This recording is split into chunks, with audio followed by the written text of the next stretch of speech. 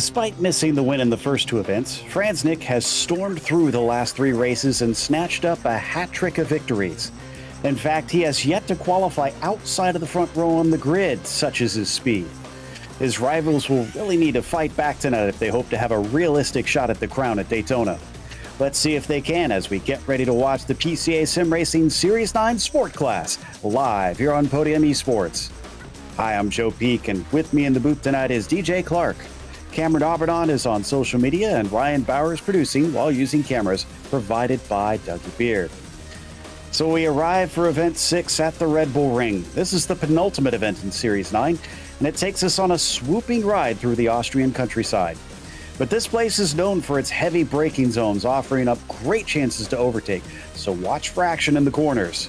But before we get to the racing, we're proud to announce that Pirelli is back as the PCA Sim Racing title sponsor for Series 9. Pirelli was founded in Milan in 1872, and today stands as a global brand known for its cutting-edge technology, high-end production, excellence, and passion for innovation that draws heavily on its Italian roots. Pirelli is among the world's major producers of tires and is an OEM supplier to Porsche. Find out more about Pirelli at Pirelli.com. Series 9 is also sponsored by Six Sigma Sim Racing, which was founded in 2021 by automotive engineers as a new sim racing equipment provider. After 1 year, Six Sigma now has divisions in the USA, Japan, Australia, and Europe, providing the best valued sim racing cockpits and peripherals. Six Sigma offers 10% off to any PCA member from the website, and the coupon code is PCA Sim. For more information about Six Sigma Sim Racing, please visit their website at sixsigmasimracing.com. That's the number 6, sigmasimracing.com. Well, we got to see two of the classes tackle this place last week, but in case any of our viewers didn't tune in for those, DJ, what have we got here as we ride on board with Nick? Well, Joe, as you said, we have got a very, very fast circuit around here with plenty of heavy braking opportunities to be able to get some of those passes done. Look for the primary opportunity being right here as we ride on board with Nick Melorano down into the Schlossgold hairpin. That's going to be your best overtaking opportunity. The second best is going to be the corner right before that, Remus up at the top of the hill. Now as we work our way down into the infield section, watch for some sneak attack moves here, but mainly this is a real rhythm section where you just got to try to keep as much momentum as possible and let that carry you out to the outside of the track, but not so far as you're going to pick up an off track. When you come back through here into the last two corners, though, into Rint and A1, those are going to be very, very tricky, kind of brush braking corners where you need to keep as much speed as possible. Very easy to pick up an overtake through there, or pick up an off track through there, and very, very difficult to get an overtake done. Indeed, and Nick obviously in a bit of a celebratory mood, but we'll see if he can hold on to that because he's still got to make up 0.05 of a second to take pole away, and he's trying to in these last 2 minutes. We'll check on that in a moment. In the meantime, why don't we start in on the championship because, as I said, it's the penultimate event this time, and Franznik has been stretching his legs out. It's not impossible to overcome, but it's going to have to take two very good races for Nick, Peter, or Robert to try and catch up to him, especially once you get down to Robert. He could actually be mathematically eliminated after this round. So most of those guys a little farther down probably vying for the lesser positions, but still important ones. It remains tight, everything from 6th down to 10th as well, without having the opportunity to switch around at the flip of a hat themselves. And that is certainly going to be more of a talking point, not just this evening, but in 2 weeks' time when we show up at a Daytona. Now, a quick reminder that PCA Sim Racing social media offers in-race reports, breaking news, and announcements through Facebook, Twitter, Instagram, and YouTube. To subscribe, key in the platform name and add /PCA Sim Racing. So, as I mentioned, Franznik still on the pole right here, looking like he'll keep up that record of overs starting on the front row. What about Peter Kummer there in the 333? He currently sits in 8th. And again, it's looking pretty tight up at the top, DJ. He's only got 0.03 to get up to Will Kelly in front of him. Yeah, some very, very tight margins up here at the top, Joe, and I think during the race themselves, we're going to see that margin actually come down even more because these long straightaways around here really promote the draft, but you've got to be careful there as we see the 333 getting things a little bit wrong. Big sausage curbs on the outside of the track there. If you let the car drift out a little bit too wide, you'll kick up onto those, and these devilish rear ends will want to step away on you.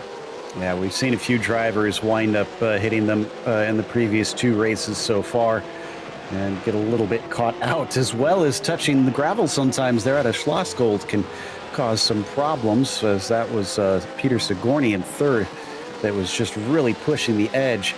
But meanwhile, down to the braking of Schlossgold, Ward Preston in 22nd. Looks like he's just about even with where his best time is, but the checkered flag is in fact out already, so drivers are on their final flyer. Ankerberg's zone going to be one of those to take across the line, but does not find anything quicker.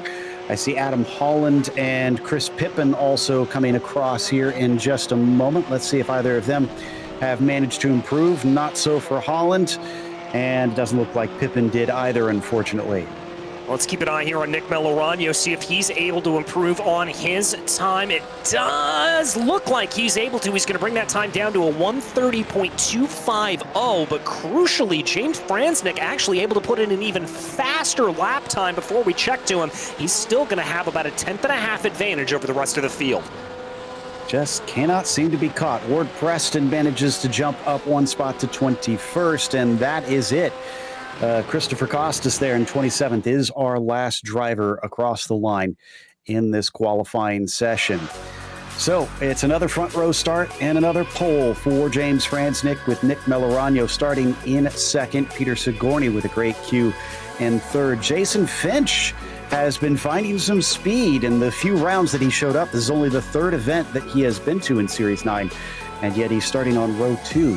Kevin Jokel will be in the 5th spot with Curtis Krummel in the 6th position. Will Kelly will be P7. Peter Krumer in P8 will be followed by David Snelling 9th, and the outside of row 5 sees Robert Walton. There's the rest of our field cycling on by of what is a pretty healthy field, honestly. 35 starters here today, and we've already said it in the previous 2 races, DJ. It's not that long of a lap, so we could see traffic become an issue.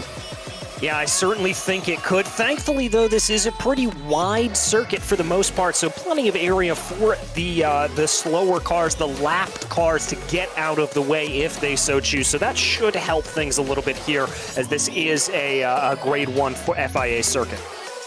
Now, both of the previous 2 classes did a very good job up into Lauda, which is this first corner, and honestly, the second braking zone into Remus, kind of known for causing issues in the real world and here in the sim. You tend to see a lot of wrecks, but they've been pretty tidy for the most part. But we'll see if the sport class can do likewise here today, and they've only got a couple more that need to grid up. In fact, I only see about 2 cars left that need to find their way onto the grid, and then they will be sent on their way for this 60-minute event.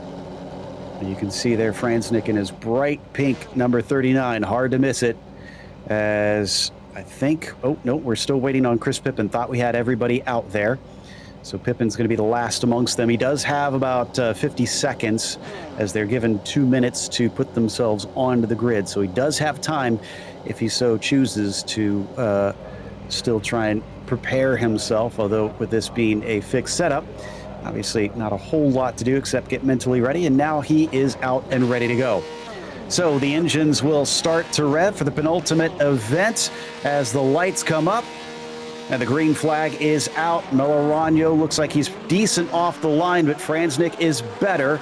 And Sigourney's starting to size him up around the outside. Don't think he can get an overlap by the time they get to Lauda. 4 wide almost behind them for a brief moment as somebody sends it in deep around the outside. And then, oh, there's a big checkup in the back. Someone gets a little bit of contact, but it looks like they're going to manage any major incidents through turn 1.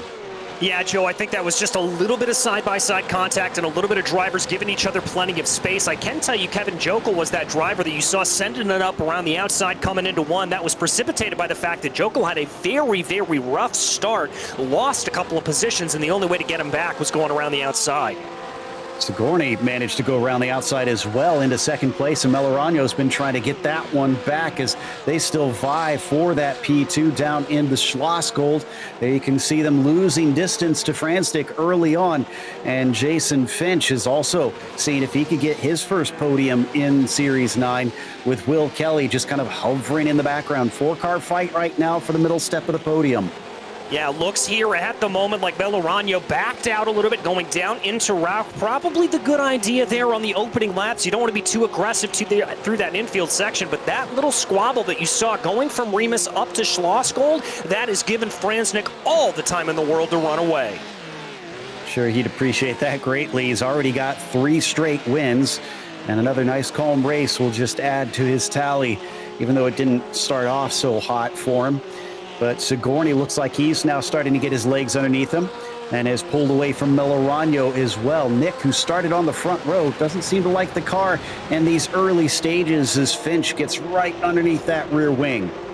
And don't look now, but Will Kelly also closing in on the back of that battle in number 33. It looks like he's trying to eye up a little bit of Jason Finch here. I don't think anybody's going to be close enough going into Remus to get this pass done, but nevertheless, you've got to be careful. Sneak attacks can happen into this second corner. Almost a little look down the inside from Finch, but he couldn't get the grip off the corner, so it looks like Melorano will stay ahead for the time being. We'll get another bite, though, down into the braking of Schlossgold if Finch wants to be ambitious, but it doesn't look like he's feeling that this early, as we're only 3 minutes into an hour-long race, so he sits patiently behind. All those early first lap incidents sent Mark Doran, Kevin Jokel, Boyer, Boccieri, and more into pit lane, unfortunately. They do have a spare car, so many of them probably have plopped that down into their pit stall and have taken back to the track. Yeah, indeed, as they get their way around here, we ride on board the roof here of Jason Finch right now, trying to see if he's able to get anything. Sigourney did have a good second lap there, but it looks like he lost a little bit of time on lap 3, as now Melorano has been able to claw that time back in, and it doesn't quite look away that 014 is going to be able to pull off into the distance here. You mentioned we were riding on a roof, and for a second I thought to myself we'd gotten the actual Porsche. We don't need the roofs anymore. But anyways, Adam Gerling has had an issue in the background. He spun off between Rent and the final turn. Looks like he's going to get the car going, but not without losing a ton of places. In the meantime, we've been watching Melorano here, who still sits in third despite losing that second early on. Peter Sigourney doesn't seem all that interested in handing it back, although he had a bad exit there coming out of Remus. Wonder if this is going to hurt him coming into Schlossgold. And we've had a little bit of a coming together farther back in the field. I believe that was Peter Kummer and Kim Fricke that got together, but we check back here with Melorano. Thought about that look going down into Schlossgold, but again, discretion proving the better part of valor here. These corners want to tempt you into diving late on the brakes, but it's very, very easy to get your braking zone wrong and get a little bit too far forward. Yeah, I went and took a look at the incident you were talking about. I do see David Boyer involved with that one. I wonder if he might have a penalty coming his way pretty soon, which I'm a bit surprised. We haven't seen any penalties yet from the live stewards.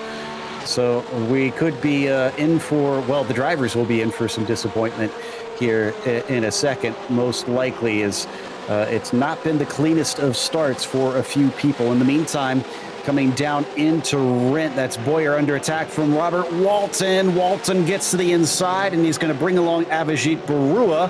Both of them go past.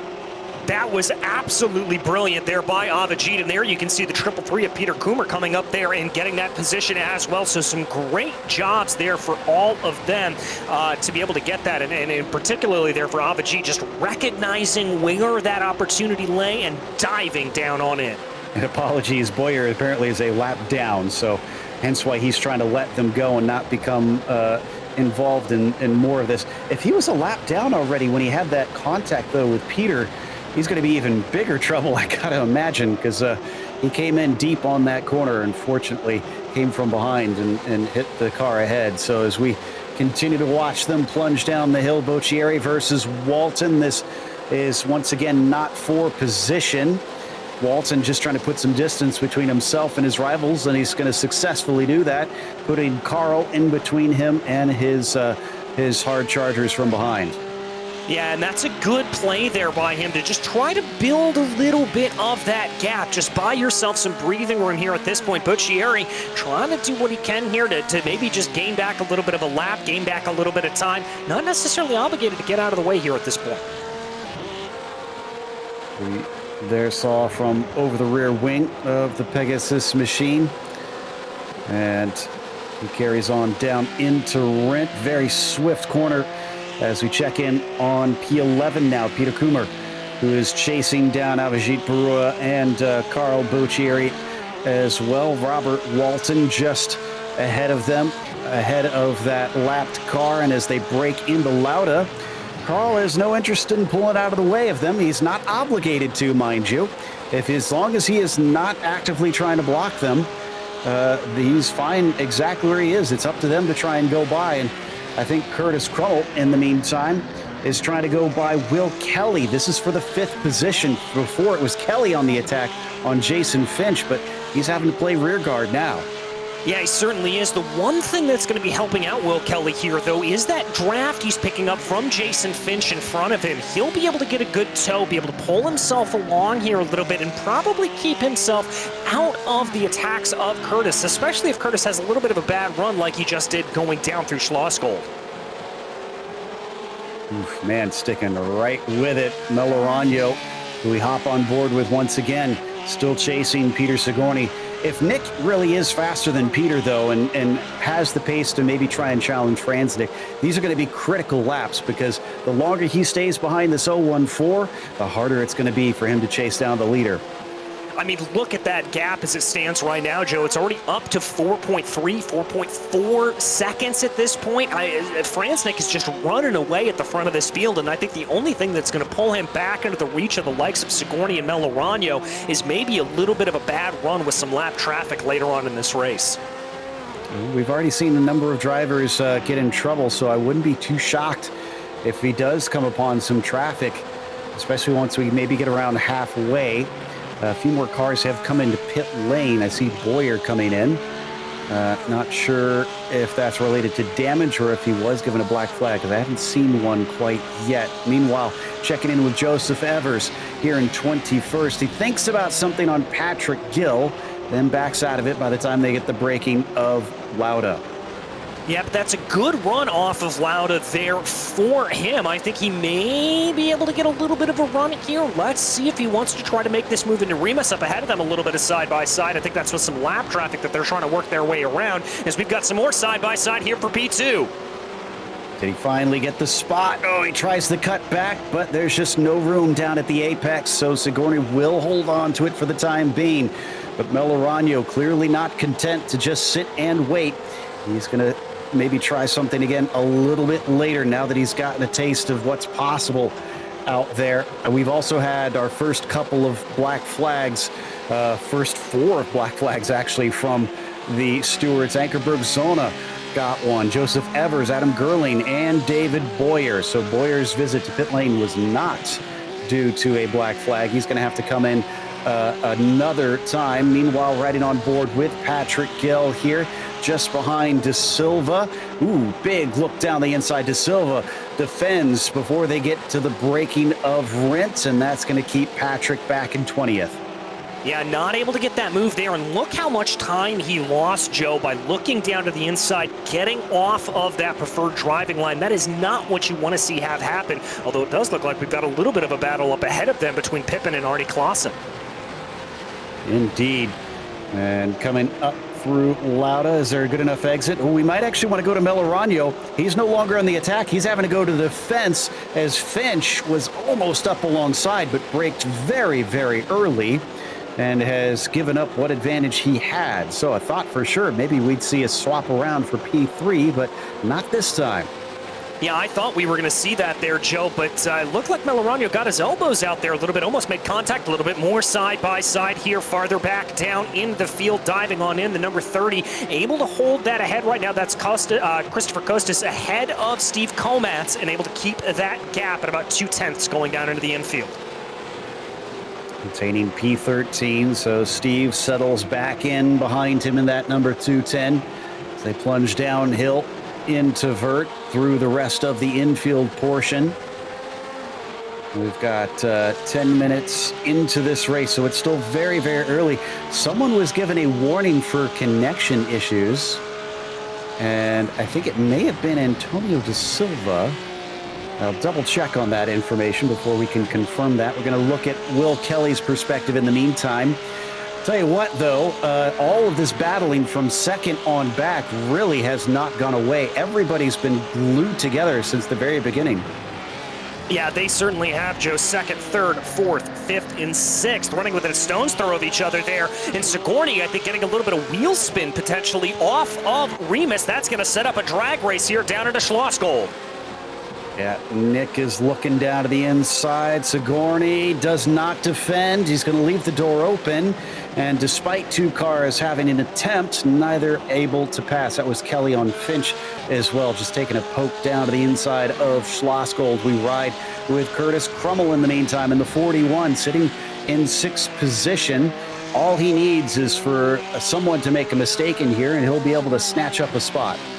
Yeah, he certainly will. The other thing Curtis may be able to do here at this point, Joe, and we haven't really gotten a chance to talk about it, is he'll be able to do a decent amount of fuel saving here. A lot of long straights, a lot of heavy braking zones. That means a lot of lift and coast coming into the corners in particular. And he may be able to stretch out a lap or two more on this fuel tank. And if he does, that could jump him in the pits. That's a great point. Yeah, he's got plenty of chance now. And a long race yet to go. Oh, did something happen to David Snelling? He was within the top 10, and he's trying to come into pit lane, it almost looks like. The tire tracks tell a very strange story. I'm not sure how in the world he wound up in this position. Joe, I'm looking back at it. I think he may have just caught the outside curbing just a little bit wonky, maybe got onto the throttle as he came out there, and that kind of spat him out onto the interior, but a very strange incident. Yeah, sad to see him wind up making contact with the tire barriers there, because it certainly looked like it did a lot of damage with it now sitting stationary. In the meantime, braking again down into Schlossgold, and despite being pretty close, it's not as close as last time, so not as many attempts into that right-hand hairpin. But they all run line astern as a very fast train, trying to decide our top five and even our podium positions here. Looks like Melorano going to drop off a little bit off the back of Peter Sigourney. Wonder if that aero wake that we saw will have cause issues, cause even more. In fact, he's going to touch the gravel a little bit out of vert. Here goes Jason Finch. This is what he's been waiting for. He's going to have to chop down at the apex, and he does. He's got the spot. Now it's side by side between Melorano and Kelly, but Kelly's on the wrong side, and he has to back out. Great heads up there by Jason Finch, and to your point, Joe, I think that aero wash was exactly what happened there to Nick Melorano. Just got onto the throttle a little bit too early coming through Verth, and that was enough to send that car just drifting out, picking up a little bit of understeer and spitting him out into that gravel. So that moves Nick down to fourth now, only lost one position. Could have been two easily, but Will Kelly just didn't have the right track position to try and make the overtake. Did spread them out slightly, but not a significant amount. This is still very much a five-car battle for P2, and it's got a pretty hefty gap to the car behind. Kim Fricke in seventh has over 4 seconds to try and make up on them, so they're not really in any danger of those behind catching, at least for now. Yeah, they're really able to just sort of have their own battle here at this point. Another good battle, though, Arnie Clausen that we ride on board with right now, trying to make a move or two on Chris Pippin. Behind them, Patrick Gill and Antonio Da Silva going to go side by side into the corner as well. We've got a nice little four-car battle playing out here for 16th place. Gill's got a decent exit. We've seen that outside line be pretty effective pretty often. here at the Red Bull Ring, but he's going to have to outbrake his rival, which he does initially, but did he outbrake himself too much? He did. Just barely keeps it out of the kitty litter, and he'll keep running in 19th, but De Silva easily back into P18. Yeah, able to hold on to that. A good move to just have some bravery there around the corner and some good faith in your competitor that you're not going to be making contact. Well, unfortunate news. David Snelling looks to be our first DNF, and it was more due to connection issues as he lost too much connection according to the sim here. So that's a bit unusual. Offline coming down the main straight there, Jeff Williams on Christopher Costas. It's way too far back for a move, so I'm not sure why he was moving offline there. And he'll carry on out of Lauda on the climb up to Remus now. Still too far away for any sort of attempt. So let's jump a little farther back once again to Adam Holland now this time. He's chasing on Kurt Clifford. Yeah, that's Clifford just up the road there. Let's see if he's going to be able to get this to play right now. Oh, looks like a little bit of a bad run there for him, and that's going to open up the door to Joe Evers. Yeah, remember Evers had to serve that penalty not long ago, so that's why he's back where he is. Has actually only lost 2 positions from where he gridded up, so he must have made up a ton at the beginning of the race. And ahead of him, Adam Holland recovers nicely. Oh, but look at him straddle that curb, and that has compromised his exit greatly. Evers is back on it once again. He's got the overlap. All he has to do is be smooth down at his Schlossgold, which it looks like he is now that he gets on the binders. So Evers up to 23rd and a spit ahead of him. Whoa, barely avoiding it, and he'll get 22nd by somehow escaping by the skin of his teeth. That was as close could be, and I do not envy any of those drivers behind the wheel. That was some scary stuff, Joe. You're going to watch from Joseph's perspective. His focus is probably just on getting this corner right, having made this nice pass coming off the turn. And then suddenly, here comes the smoke. Car starts to spin. He already knows to try and hug the inside. Wow. Oh. That couldn't be closer if you tried, Joe. Oh my goodness, absolutely great reactions there from all the drivers. Well, and what great heads up as well, because he saw that spin happening early and kept it way far to the inside, and that's really what saved his bacon. Meanwhile, Will Kelly, currently sitting in 5th, has been hassling Nick Melorano. So we were questioning whether or not Nick could maybe get by Peter and catch James Franznik. Challenge for the lead. Man, it's been reverse fortunes, honestly. Overtaken by Finch. Now can't seem to keep pace with those behind him as well. Not sure what's going on with the 117. Yeah, I'm not sure either, Joe, and I wonder here at this point, we are about 20 minutes down into this race. I wonder if he's maybe just overcooked his tires a little bit. He's got to kind of gain them back up underneath him. It's only about 78 degrees Fahrenheit on track right now, but that doesn't mean you can't overcook the tires around here if you're driving a little bit too hard. I mean, if it weren't already 4 days into the new year, I'd suggest that maybe he partied a little hard based on his theming for this race. But hopefully he's able to recover by now. And Will Kelly is sucking up nicely to that rear bumper. Is he going to try and chuck it in? He's thinking about it. Yes, he is. Can he make the turn? No, he can't. And he's going to knock both of them off. Meanwhile, behind, here comes Curtis Krummel. He's going to maybe get a 2 for 1. He's certainly going to think about it. The number 41 going to have the momentum there off of the corner. Let's see if he's able to outbrake him going down into Schlossgold. Very deep on the brakes there for Will Kelly, and once again contact between cars. This time, though, it's going to be Curtis who gets spun off to the inside, and it looks like it wasn't that hard of a hit into the wall, so hopefully you should be able to carry on. Well, this all started so nicely for Kurt, and then it all kind of went downhill. Yeah, it really and truly did. We take a look here on board. You can see that coming together. Curtis just able to see it now, able to get himself up ahead, trying to be able to get a little bit going, and then was just a little bit too over-eager down into Schlossgold. Yeah, here we'll get a nice view from Melorano's perspective. That's a hard call, though. I don't know if that's Will turning in too early or if that's Krummel just overshooting himself. Maybe a bit of column A, maybe a bit of column B.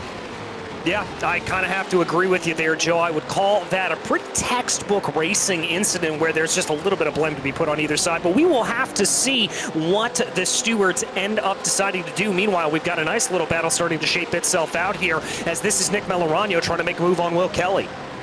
Yeah, Melorano wants that spot back. He already got the one back from Crummell and somehow finds traction on the more narrow line out of that hairpin. I don't know how. It's usually extremely difficult to do here at this course. And he's got the inside for the next corner as well. But once again, it does seem like Will is very brave on the brakes.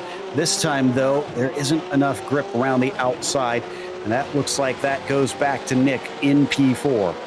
Yeah, he's going to hold on to it there. And to your point, Joe, about there not being a lot of grip down to the inside of Remus, part of that is because of the way the track breaks away. It's a very, very sharp camber down on the inside, and it kind of dips down there suddenly, almost like you're driving into a sort of smoothed out pothole, if you will, on the inside, and that's pretty tough to be able to get grip on.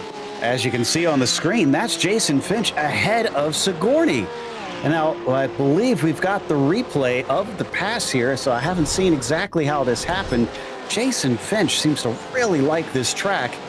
As last time out, he managed 7th place at Road America. Just got himself a good run up the Schoenberg Straight and then down into the braking of Schlossgold. He just did a better job. Oh, it's not done yet. It carries on side by side all the way up to Rauch. Let's see if he finally chops him off at the apex here. No, he can't. Car to the inside. Boy, he had to fight a long time to make that stick. Yeah, he really did, but you can also see they're very confident and he knows exactly where the track is. He actually got onto the brakes a little bit earlier there than Peter Sigourney did behind him going down into Verth, and so he knew to slow that car up a little bit more. But really and truly, this is just a great run here for Finch, and we've got our first takers down pit lane, it looks like. Yeah, I think these should be scheduled stops. Oh, no, maybe not. Let me double check. It's too late to see if Clayson, but Bob Moore did have a black flag. I'm suspecting because Clayson did not stop in his pit stall, that was also a drive-through penalty. Now, it could be that he ran over the incident limit, because that's been an issue all last week in this one. We saw multiple drivers run over that limit in the previous 2 races, so Arnie Clayson may have just ran outside the track limits one too many times. May have, and I've got some bad news out here for one of our drivers up in the top 5. Will Kelly in the number 33 has been issued a black flag for that incident we saw with Curtis Crummell. He is now serving his penalty down pit lane. Ah, interesting. So maybe they thought that he didn't give him enough space down there. But whatever the case, this will absolutely hurt for the 33, who was running a very good race up till that moment. And he returns outside the top 10 once he serves that penalty. So we come back to Walton. He picks up a spot and is now in 6th. That's Kim Fricke. Could be in the top 5, depending on how he plays his cards. So as they continue on down towards Schlossgold, there is Fricke there ahead of him. And one of my favorite paints of today, very pretty kind of multicolored thing going on. Yeah, it's a really pretty stunning one there. It's got a really, really good spec map on it, very well applied, and it's one of those cars you kind of can't keep your eyes off of.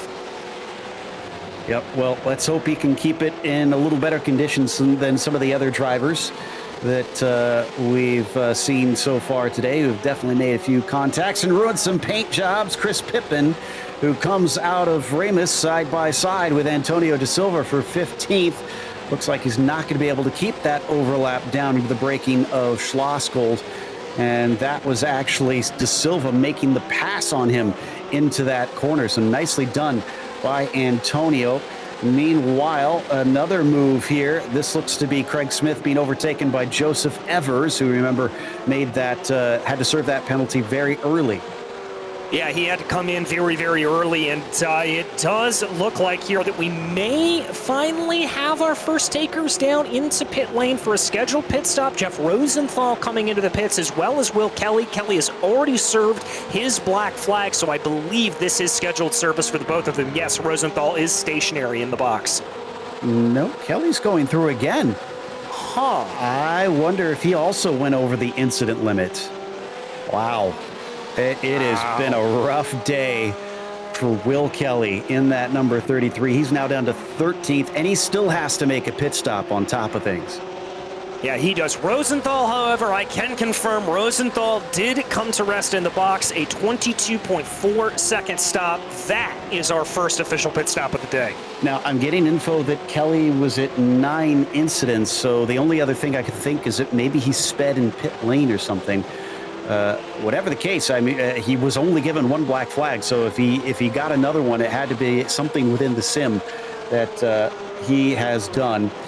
As we watch this fight, here looking down to the inside, it's hard to pass and rinse, and Walton doesn't seem to care at this stage, although he does back out of it, but that would have been ambitious. Yeah, very ambitious indeed. I wonder if that was a little bit of a psychological move on Kim Fricke there to just see if he could poke his nose to the inside, force Fricke to maybe break just a couple of microseconds later and see if he could scare him off of the line there.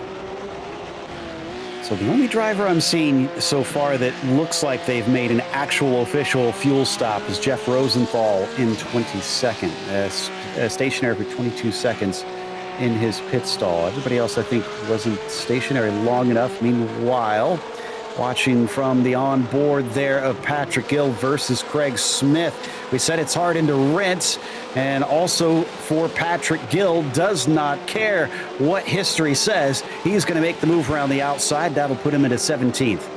Yeah, but look for a little bit of a fight back here potentially from Craig Smith. I thought it may be coming there. You see the number 14 now moving out to the side. Now that is a lapped car. That's David Snelling just getting out of the way here. Yeah, I've been very happy to see a lot of the lapped cars that we've had so far, just trying not to cause too many issues for their rivals, just trying to run their race to the end, knowing they've already lost a lot out there. Meanwhile, with Walton from attack to defense for him, Peter Kummer in the 333 just behind him. Yet another driver that seems to think this is a place to pass down into Rent, but this time it bites him as he washes out, nearly going off course. Yeah, and that's what you've got to be a little bit careful about. That's that issue we saw earlier with David Snelling when he came out onto those ripple strips there on the outside, caught the traction just a little bit wrong, and that spun him around. So it's not exactly a zero-risk corner to run a little bit wide there. Yeah, we've already had at least one driver in this race get caught out, and then, of course, we saw a few others had spins back in the pro and the club classes from last week, too. Trying to see, I think there's just someone who's having connection issues farther down. I thought maybe we had someone pitting, but they have suddenly disappeared on my timing and scoring. Back to Nick Melorano with Peter Sigourney just in front of him. This has probably been a bit of a day of frustration for that 117 after all he had done for this beautiful paint scheme. He's not been able to back it up with that great of a race.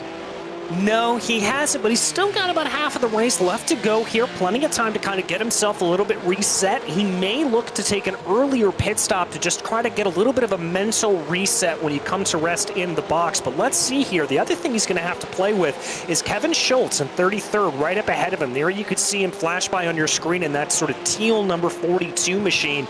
That's going to be some lap traffic here that Sigourney's going to have to deal with. Now, we've talked about how good the lap traffic is, but sometimes if you just catch him at the wrong corner, there's nothing a good lapped car can do. Speaking of drivers having bad days, Kelly is now up to 10 incidents. They get a drive-through at 11 incidents, for those not aware. So basically a single off track is all it's going to take, and Will Kelly is going to get his 3rd drive-through penalty. Oh, that is a bad day, but we got to go back here. Melorano making the move to the outside. Can he make this stick coming off of Remus? Looks like it. Nicely done. Sigourney, without much of an answer, could try and chuck it down into Schlossgold. We'll see if he wants it back that badly. And no, that looks like he's backing out a little bit, maybe trying to open up the corner as they come down the hill into the right-hander. All right, so things finally reversing fortune somewhat for the 117.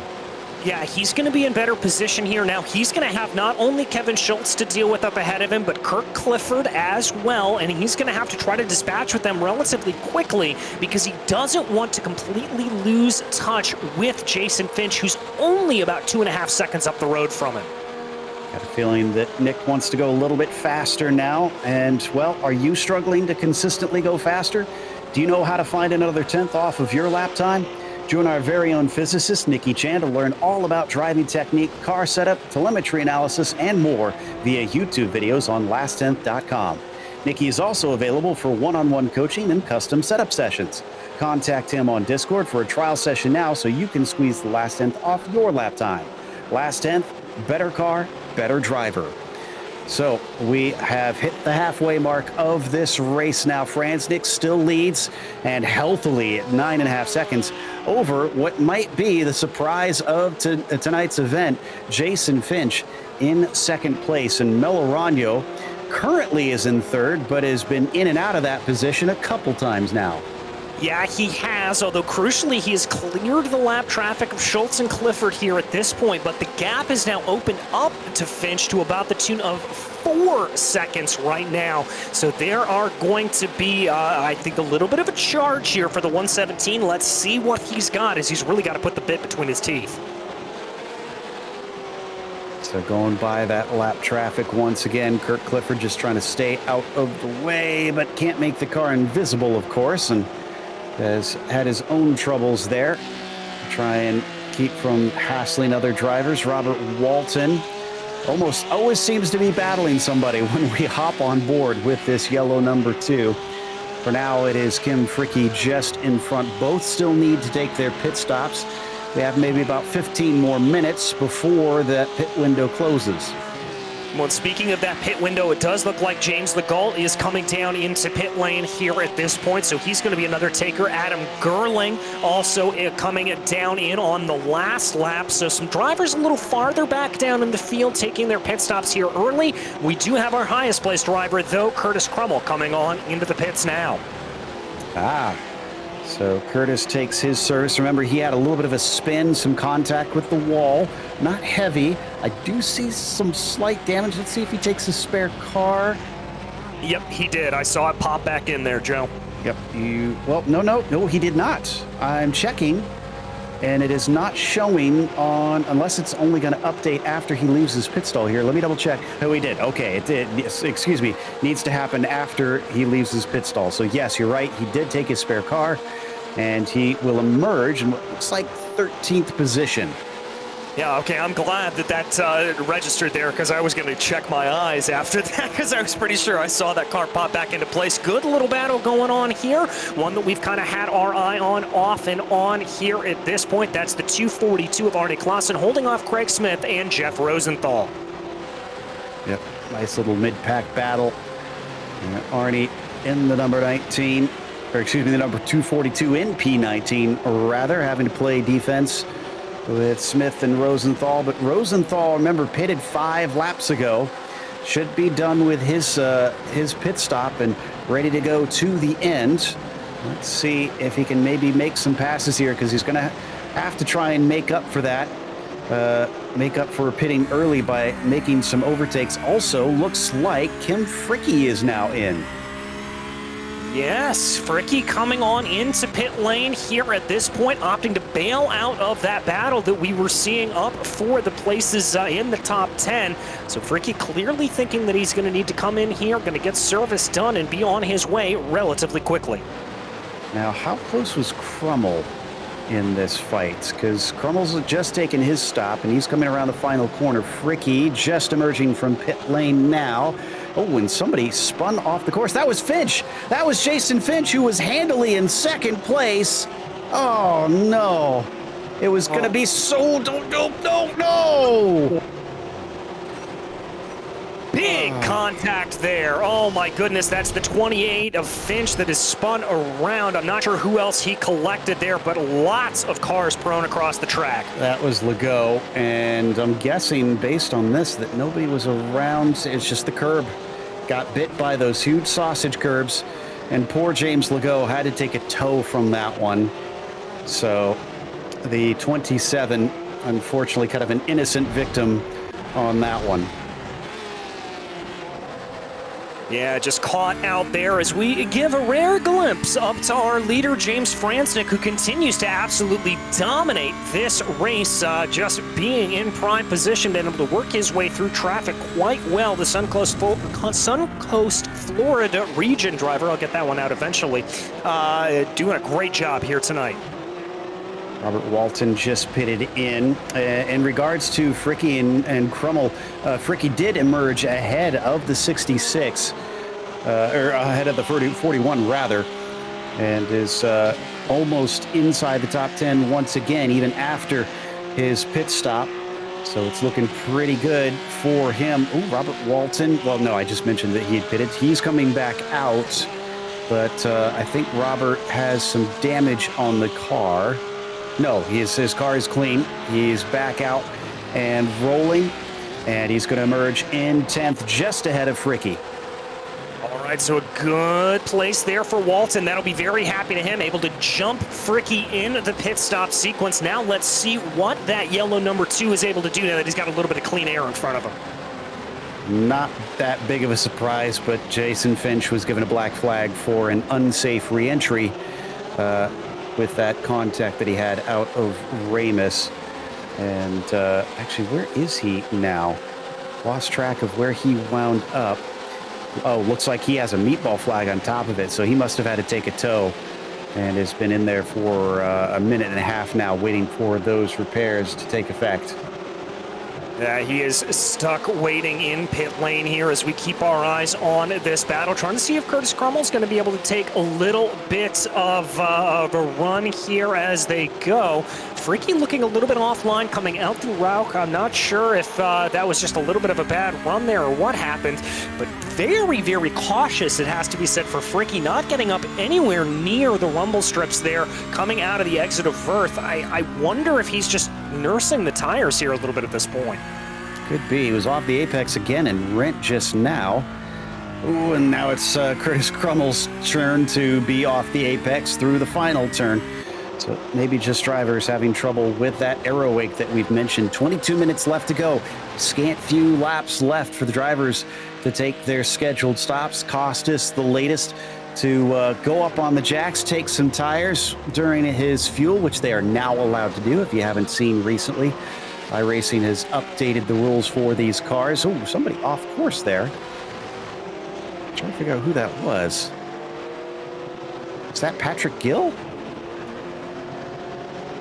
Potentially, Joe. I think that may have been a little bit of a pickup there coming down into pit lane, and that's actually going to bring up something that we need to talk about. It's a tricky pit entry here to get it slowed up in time, and we've seen drivers run afoul of this pit entry, so you've got to be very, very sure when you come on in. Let's watch. Loses the rear end, brings it around. That's going to be an unsafe pit entry. He's going to have another black flag to serve. Whoa, that was Adam Holland with a great heads up. He barely stopped in time. Now, this is interesting. We had an almost identical incident happen in one of the other classes. I'm trying to recall which one, but in that case, the drivers actually wound up coming together. But how Adam Holland knew to be on the binders that quickly amazes me. The 144 managing to avert disaster. Yeah, definitely averting disaster there. He's going to be a very, very happy customer, although a little bit upset, I think, that he lost some time coming down into pit lane. As we look here, Avijit Barua in the 991, the latest driver to come on into pit lane. Interestingly, I don't think Avijit took tires there. So he's going to return maybe in 10th place. Where's De Silva? De Silva's coming up. Yeah, looks like Barua will beat him out and emerge within the top 10. Highest driver to have pitted so far is Robert Walton. The Will Kelly has technically been to pit lane, but not for a pit stop yet. In fact, he's been there twice and is about to make his third visit for that fuel. Let's hope he doesn't have to make a fourth for the incident limits here soon. The only reason he is running 6 is because he hasn't taken that official pit stop quite yet. And just behind him, coming down to the braking, that is Kevin Yokel, who is a lap down to those behind him. So this is not a battle for position with that leading car of this train, but those behind him are fighting for position. Yes, they are, and I'll tell you what else these drivers are fighting here, Joe, and that is the off tracks. Your top couple of drivers here at this point, Melorano has 7 incidents. Kelly has been able to keep it at 10 incidents, as we mentioned. Steve Komatz, who currently rides up in the field right now, he's got 9 incidents. So there's a lot of drivers that are running very, very close to that penalty incident. Yeah, and I believe we saw Nick make at least 1 contact earlier on. So that accounts for some of those. All he needs is 1 more contact with another car. That counts for 4 incident points, and he'll be over 11. So that'll send him down pit lane. I'm sure he is being just that little bit safer now when he has to go wheel to wheel. That was Jeff Williams that you saw taking a pit stop. Will Franznik follow him in, especially now that he's approaching more lap traffic? Yes, he will indeed. He's now heading towards his stall and says, wow, he's got 13 seconds over Melorano. Yeah, that is an absolutely massive gap. My question here is going to be is what Nick decides to do. Looks like he's going to keep it on going for another lap here at least, but behind him, Peter Sigourney, who is keeping him honest, only about a second and change behind him. Sigourney's going to pop down into pit lane. All right, so not completely at the end of the pit window. A few drivers who have maybe been light on that right foot, able to get 1 more around. And I do see Antonio Da Silva has not pitted. Chris Pippin, Craig Smith, some of those are drivers a little bit farther into the mid-pack. Sigourney was vying for a potential podium for a while. Let's see if he can get back out and hold on to that in the end. Meanwhile, Peter Kummer, who has not pitted, is up to second behind Melorano, who's done likewise. Franznik's going to emerge in 3rd.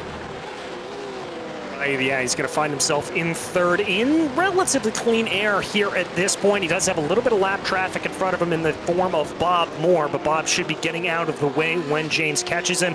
And then after that, he'll have about 5 seconds up the road to Peter Kummer. There you can see good overhead perspective of the track and where everybody lays themselves out. Yeah, I'd say if you're going to pit, might as well do it now, especially because they're probably at the end of that pit window. But the drivers really don't have many open spaces, so you're going to be running into traffic regardless. Might as well just get this done and over with, get back out onto the track. Looks like Da Silva is now taking a stop. I see Joseph Evers in pit lane. Chris Pippin comes on in, so a lot of the drivers can't go any farther. And Melorano and Kummer are both down the lane, so Franznik should re-inherit the lead. Yes, he should, as both of them are coming in, and looks like they're going to be pulling into the rest in the box right about now. And there goes Franznik streaking by on the main straightaway. Steve Komatz is really on the edge of things. He's on 10 incidents. They get a penalty at 11.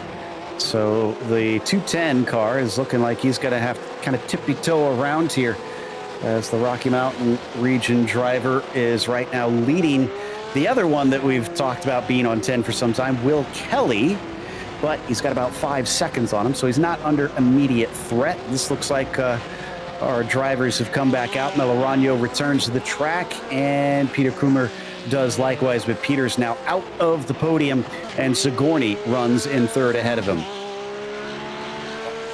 Right, and crucially here, remember I said that gap between Sigourney and Melorano was pretty tight when they came into pit lane. Well, it has expanded upwards of about 7 seconds here at this point.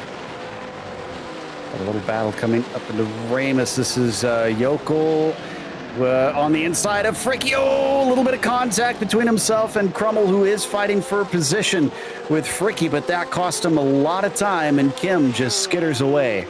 And I feel bad there for Kevin Yokel. Really nothing he could do all the way down to the inside of the track there, just trying to hold his line as much as possible, and just a little bit of incidental contact there, I think, between the two drivers.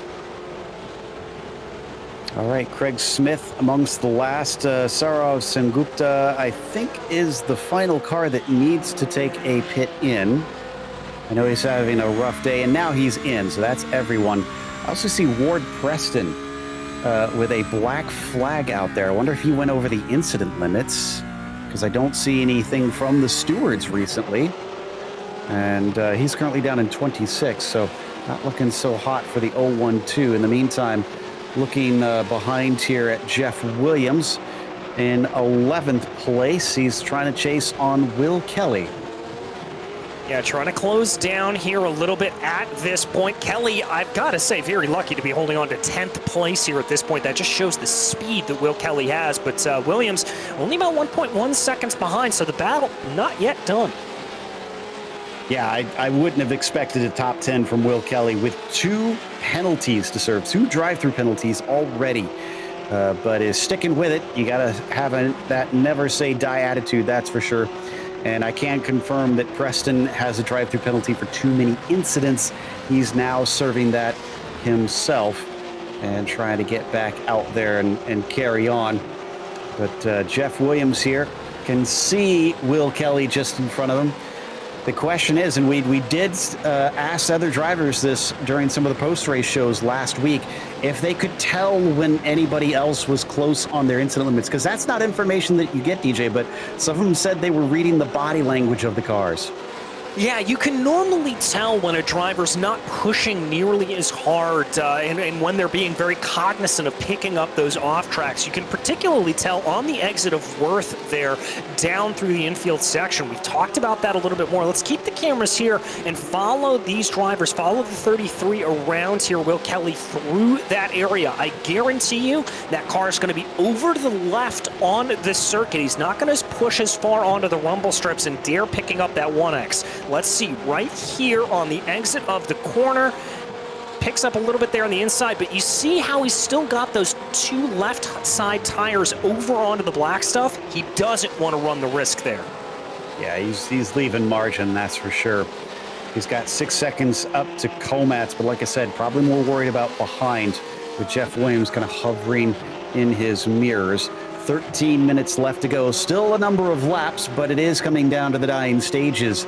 So we'll probably see more and more of them get close to that limit. Some of them even admit to using the incidents up towards the end of the race if they have some left over to try and find that extra little bit of pace. But Kelly is in no position for that. That is for sure. But looking on the front stretch at the battle now for 13th position, big look from De Silva. Compromises his exit. Doesn't lose too much time. That's Ankerberg Zona just behind them, who's not vying for position between these two. No, he's not, but he's got to be a little bit careful, does Anker, because he doesn't want to get too wrapped up in this battle, because that car that just entered into shot there, that is Kevin Yokel, and that is a battle for 27th out on the track. So if these two, if Costas and De Silva fight in front of Ankerberg Zona, he's going to find himself waylaid. He's going to find himself backed up a little bit. He's got to be careful about that. It's a fine, tight rope to walk here for Anker. Yeah, he's kind of weighed down his Anker by the lap down situation that he finds himself in. So he's got to push, but he also can't really or won't want to try and interrupt De Silva and Costas as they come down through Vert or through Rauch and Vert rather.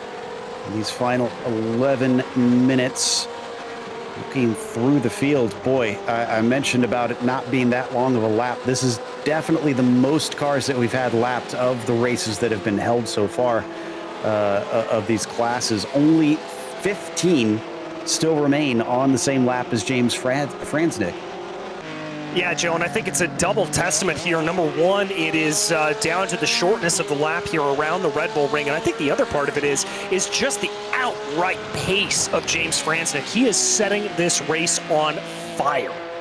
11 seconds still over Nick Melorano, who, man, it took a while for him to get back to where he started this race, but he eventually did. So credit to Nick for making all that up. But again, all that messing about with those that were behind him Don't think that helped his overall pace. Maybe it could have been only a 5-second win in the end instead of as big as this gap is now. And in fact, he's got 6, almost 7 seconds to Peter Sigourney. So once Nick was able to shake those behind him, he really dropped him in the dust. Yeah, he really, really did. And remember, we talked about that gap between Sigourney and Melorano being a little bit closer coming into the pit stops. I'm going to be interested to talk to Peter Sigourney because he's got the longest pit stop out of anyone in about the top 11 positions with a pit stop of 20.1 seconds. So I'm not sure if Peter maybe took a little bit of extra fuel there, or maybe if he was the only one that opted to take tires on that stop. But I've got to say that longer stop for Sigourney, I think, coming back to bite him. Kim Fricke unfortunately finding Remus biting him because he went way deep into that right-hander, and now Krummel is taking advantage. He's got the inside into the braking of Schlossgold, and this time he keeps the car from spinning out. He is going to manage to take that 6th position if he can just shut the door on Kim. Kim showing his nose, and just about washing out, almost making contact with the rear bumper of the red and white machine, but just stays out of it. And thankfully that does not come to blows, but man, tight margins for the 41. That was as close can be there, Joe, and that's exactly why I said earlier, you've got to be super brave if you want to make a pass down into the infield. Those are the kind of margins you've got to run with if you want to be successful. And Kim's starting to look like maybe he's overdriving in a couple corners as he falls back off of Curtis. So not sure if he's got the pace to try and keep this on. Just in front of them, that's Adam Holland, who's actually just pulling out of the way now, and Robert Walton in the yellow machine that you saw briefly. That is for position. That's for a top 5 up there. But Walton has really been doing a fantastic job, as up 5 since he started this race. Ahead of him, Coomer's up 4, and Fricke is also up 4. So there's been some drivers making up a surprising amount here at the sharp end of the field. Yeah, certainly. And our biggest mover of the race, Chris Pippen, up 17 positions in the 042. But we're going to keep our eyes here on this battle as it continues to play itself out a little bit. Krummel looking like he's starting to pull away, but Fricke doing a good job of keeping that gap at least within touching distance. It's under 0.5 of a second. He's going to need to pull it down a little bit more to get a full advantage of the draft going down into Remus or into Schlossgold, but he's keeping the pressure up here, and that's what he needs to do. You know, I was talking about Nick managing to pick himself up and recover later on. To give you an idea, even though we do know that Curtis had a spin at one point, I don't think this accounts for all of it. The distance between himself and Nick is 18 seconds, about 17 seconds right now, actually. So, yeah, these two were close together earlier on in the race, and it is very much spread apart since then. And Nick has responded, I suppose, to some of our criticism late in this race and really shown what kind of speed that he has. And it does look like Curtis is able to distance himself from Fricke for now, as that's up to 0.7 of a second. I don't think Kim can do much from here unless he can get a mistake out of Curtis. No, I don't think he can either. We're going to take a little bit of a look farther back in the field. This is Adam Gerling closing in on Chris Pippen. And don't look now, but that's P2 coming up behind them. Nick Melorano, your second-place driver, who's going to try to put these drivers a little bit farther back down in the field. Yeah, Nick's got to be very careful in this one. Oh, and something happened to Sigourney. Peter Krummer just took 3rd. Did Peter have an off-track? Well, did Sigourney have an off-track? They're both named Peter. Oh, he had a problem with lap traffic. Oh, no. That might mean a penalty coming the way of the 014. Let's watch from Peter's perspective. That's Craig Smith. Punt. Yeah, that's going to be hard to argue against. Yeah, I mean, that impetus is all going to be on Peter Sigourney there. We'll have to see what race control says once again, but, he's already coming down into the pit lane. They've already said it. He's been given a black flag. I think that was a slam dunk case. They took no time to sort that one out. Peter, he's given up a podium finish here today and losing a lot of spots here late in the run. And Coomer now up 5. Robert Walton now up 6, if he can keep Crummell behind him, that is. Because, man, look at the red and white 41. Already has caught up to that number 2. Yeah, that's very impressive there from Curtis. He's even going to have a little bit of a look coming into Remus. He's now going to force the number 2 down to the inside, tries to carry a little bit more momentum. Doesn't look like that's going to work out here on this lap, but now Fricky has been able to catch back up as a result of this, and we got ourselves a 3-car battle. Yep, it looks like this is exactly what the 66 was needing. So still charging on, trying to catch up, and maybe he can get a 2-for-1 instead of just getting that 1 position back. Yeah, maybe he can. Looks like he's dropping back a little bit here off of Schloss Gold, but he may just be kind of saving his stuff, waiting for the opportune moment to strike. We're going to have to see how this plays out, Joe. Yeah, I think this could easily change around before this race is over. We may only have about 3 laps left to go. Look at that poor run from Robert Walton, and Curtis Crummell is going to try and head down the inside into Rent. Too wide through here once again. He's left enough space, but he doesn't have the bravery to finish the pass.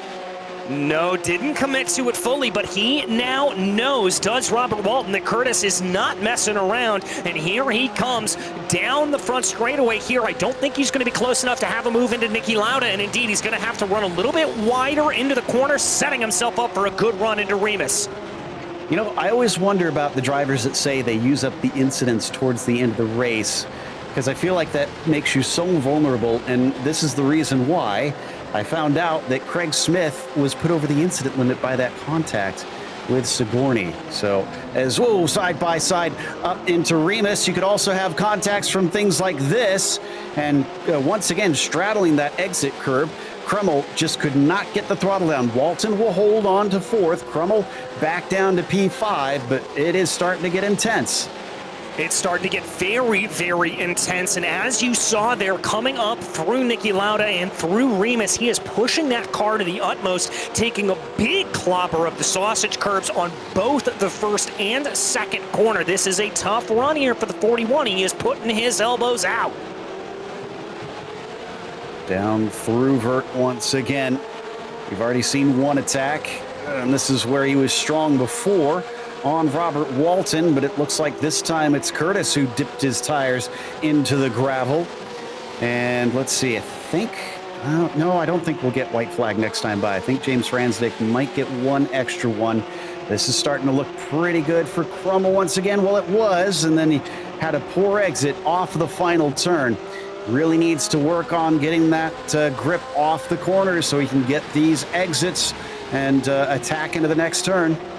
Well, let's see what he's able to do. I don't think he got the best run there out of Niki Lauda through that corner. And as I take a look here out on the track, he's not going to have a whole lot of time to do it, because I think, Joe, we could be down to maybe a lap and a half, 2 laps to go at the line here for the leader. Absolutely. And that's a car off that I actually just saw hit Joseph Evers. That's Ankerberg's Zona, and Evers did a good job keeping that car from spinning around, but we return to the battle between Walton and Crummell, and once again, lap traffic, just in an awkward spot. Arnie Clausen finally pulls off to the side, and Walton is able to hold on to that P4 somehow. Is going to be able to hold on to it. And the good news here for Curtis Crummell is it's going to be 2 laps to go at the line for these drivers as Franznick has just crossed over. All right, so he'll get some opportunities, but he's got to make good use of them. He's got to be tucked right up underneath that rear wing. If he doesn't close in, he's not going to get the passing chances. And these last 2 laps, as Robert Walton doesn't look super strong coming off of A1. Crummell right behind him as they approach Lauda. There's a little bit of a defense, but honestly, Walton got to watch out for that corner exit here where Crummel's trying to set himself up, uses up one of those 1Xs, and it looks like it might pay off as he's got the slipstream coming up into Ramus. A little bit of a defensive move once again from Robert Walton, holding the right-hand side, but we've seen the inside of this corner be tough to get the throttle down. They've got a car spun on the exit, thankfully pulls out of the way in time. Oh no, they come together, and there goes Kim Fricke. He gets them both. Oh my goodness, and big contact there to the outside wall for the number 41 of Crummel, and I believe Walton has fallen even farther down the order. Crummel, I think, lost control of the car. No, he did not. I think they just kind of came together. Oh, my goodness. Well, Fricke has got to be grinning ear to ear because that is fourth place. Let's take one more look.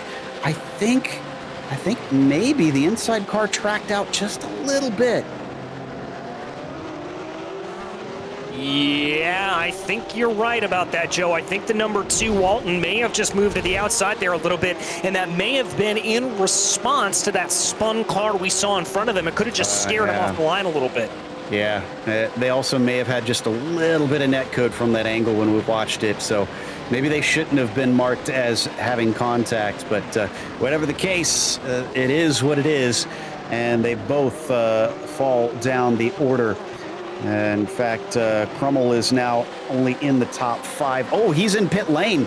He got a black flag for too many incidents. Oh, going from bad to worse there for the number 41. Wow. White flag for the final lap. And James Franznick is up to 12 seconds ahead of Nick Melorano. Essentially a victory lap here for the pink number 39. Going to make it 4 in a row. Like I said, based on how his season started, how his Series 9 started, this is just an incredible turnaround.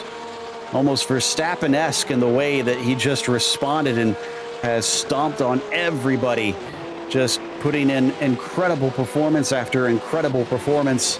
So the 39 through rinse and up to the final turn doesn't even look like he's pushing. He's just cruising this thing to the finish line. James Franznick takes his 4th win in a row in Series 9. And another monstrous gap here, Joe. 11.5 seconds as he crossed over the line. Nick Melorano, want to give him some credit. He was in the wars out there today, and to be able to hold on and come back to finish P2, a fantastic drive for the 117. Coomer gets a podium in the 333. Well done to him, but just behind him, although it's close between Barua and Sigourney, Avijit Barua up 8 positions. He's got a little lap traffic that gives him a bit of a scare, but doesn't look like Peter is able to take advantage enough there. So, great job to Avijit to get up to the top 5 after starting from 13th. That hard charger, Chris Pippen, where did he go? Yes, he still retains it. He's 16 up, even though he's going to finish a lap down, which is going to take us to a quick break. We'll come back with the unofficial results as well as driver interviews, so stick around.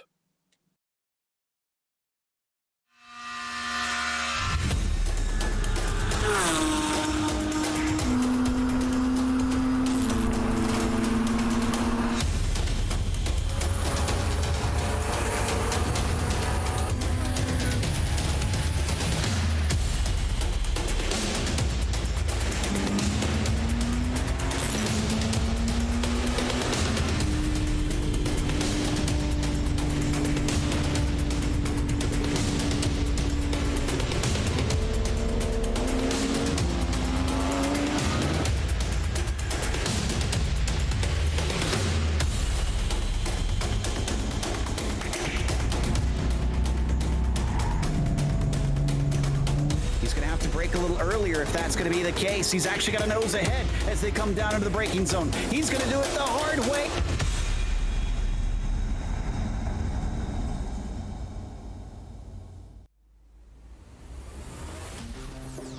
Welcome back to the Red Bull Ring. The penultimate race of Series 9 sees James Franznick continue his steamroller run and get another win. Nick Melorano, who didn't look like he was all that good at the early part of the race, came back and really put it on and managed to take second. Peter Coomer survived a lot of the chaos that we witnessed there in that battle to decide the podium positions all throughout the race and wound up getting that final spot. Kim Trickey was fourth as Avijit Baru, I mentioned before we went to break, getting 8 positions up to finish in the top 5 is actually a little bit of a difficult feat here. Peter Sigourney was P6 and Robert Walton was 7th. Curtis Crummell, unfortunately having to serve a penalty right at the end of the race, fell to 8th as Steve Komatz was 9th and Jeff Williams managed to get into the top 10. And there is the rest of your field finishing up this race. I do believe that we've got our winner, James Franznick, ready to talk to us, and maybe we can get some insight into what has allowed him to be so consistently good here ever since those first 2 races. James, you didn't start things off well, but you've now had 4 wins in a row. This has been quite the streak. Yeah, I mean, I'm just trying to do my best, figure out, where my potential is. I think I like this track. I mean, some tracks sort of speak to you and some don't. I feel like I had a more difficult time at like Road Atlanta and Road America, and then like Mosport and Red Bull it seems like they fit my driving style better. So I'm probably doing something wrong with Road America and Road Atlanta, or just there's some skill that I'm missing. Yeah, I wish I could tell you what it is, but that's why I'm up here in the booth and not down there. This has really been impressive and put you in a great position coming into the last race. We've often talked about Daytona being a bit of a crapshoot because of the slipstream, but with such a big points gap, do you feel pretty confident? Oh, I try not to feel anything. I just, show up at the track, practice, and just do the best that I can. And, I just enjoy racing. So, it'll definitely be a different track. I mean, I've done a couple of the EDs, and yeah, it's definitely a different style than Red Bull. But I race with a great group of guys. Congrats to Nick and Peter on P2 and P3. So I'm sure they'll be right up there at Daytona as well. So yeah, Nick and Peter finishing pretty good. Well, Peter Sigourney not finishing as good, but Cooper doing a good job there in 3rd. So I mean, 4 wins in a row. If you manage to take 5 in a row in the championship, that's quite the Series 9. What do you do from here? I mean, even if you don't achieve those things, it's starting to feel like the bar is getting pretty high for yourself. yeah, definitely. I had a lot of nerves because you have a couple wins, and then you sort of set your own expectations, and that I think makes you even more nervous than you would be otherwise. I don't know. I think I would almost like to be somewhere back in the mid-pack to the back of the field at sometimes. I can understand the pressure. Not everybody reacts the same way to the pressure. Well, again, congratulations. This has been really awe-inspiring, and hopefully we'll get to talk to you some more when we go to Daytona. Yeah, thank you. Appreciate you guys. That was James Franznick, your winner in the number 39 today. Up next, DJ has caught up with Nick Melorano. I have indeed. Nick, you started second, you finished second, but that doesn't tell the tale of the tape whatsoever. How was it out there? It was a good track. It was a really fun track, and everyone that I found myself racing with was putting up a super good fight. I mean, I was in a battle, I think, with 4 different cars throughout the whole race. I lost P2 right at the get-go and had to battle with Peter Sigourney for a lot of it, so that was a lot of fun. But definitely wish I had been a little bit quicker to try and catch up to James, so he was just gone right off the bat. Well, talk to me a little bit about that battle. It looked like earlier on in the race you lost a little bit of pace. Was that a little bit of strategic thinking and just kind of letting everything play out ahead of you, or were you trying to cool the tires down a little bit? I'd like to say that. I think it just came down to inconsistency. I probably put more practice laps here than at any of the other races, but also I found that I was the slowest compared to the rest of the field here. It just was a tricky track for me. And then mix that in with, having traffic in front, behind. It was just trying to keep, I knew it was a long race, and I was hoping that there'd be an opportunity for me to sneak by. and fight for first, but it was just such a tough battle. We were pretty evenly matched the whole way. So I think just a little infighting slowed us down, let James creep further and further away. And then once we finally, sorted it out, he was gone. Well, before we let you go, I got to ask you about the paint scheme and the background and all of that. Obviously a pretty big New Year's fan. Yeah, well, I gotta say, my spotter and teammate Nick Facciolo put together a Christmas livery for his car, inspired me to do something for the holiday, because it is such a the car becomes such an extension of your personality, and I love making the New Year's. We're gonna ring in the new year. I was hoping for a new year, new me, string of first places, but I'll take a podium, and then hopefully next time out, there's a little more battling for me. Well, I certainly hope it, and we'll see you at Daytona, Nick. But I know you thanked your spotter already, but who else makes this possible for you? My wife, always gives me time to practice and helps me, organize things. And, setting up, there's a bunch of lights and cameras equipment in my room right now. So she's trying to sleep. But and then my teammates at the School for Marginally Above Average Sim Racers definitely helped out with a lot of track walking and data that we're able to look at, and all that stuff really helps when you're trying to shave off those last tenths for sure. Well, big congratulations again to you, Nick. And we'll see you at Daytona.